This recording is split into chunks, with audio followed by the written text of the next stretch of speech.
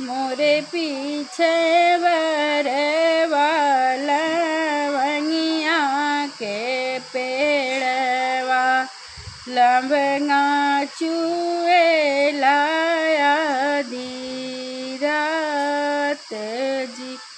लवंगा की डेरिया पे बैठे दूल्हे राम हाथवा चवर मुख पान।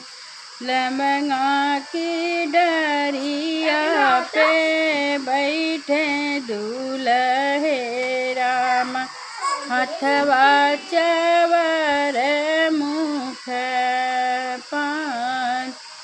लवंगा बटोरन चली है दुल्हिन देई हाथवा डेलरिया मुख पायन जी। हाथवा पकड़ी के बोला मैं दूल्हे राम हऊ तू ही दासी हमार जी। हाथवा पकड़ी के बोला मैं दूल्हे राम हऊ तू ही दासी हमार।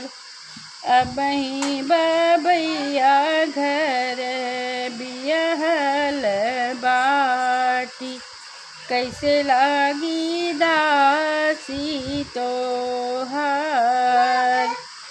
जब मोरे भैया जे लौआ पर छी हैं तब हो बैदासी तोहार।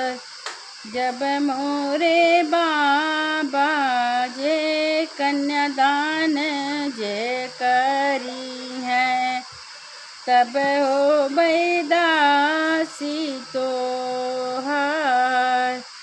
मोरे पीछे बरवा लवंगिया के पेड़वा लवंगा चुए लाया धीरत जी।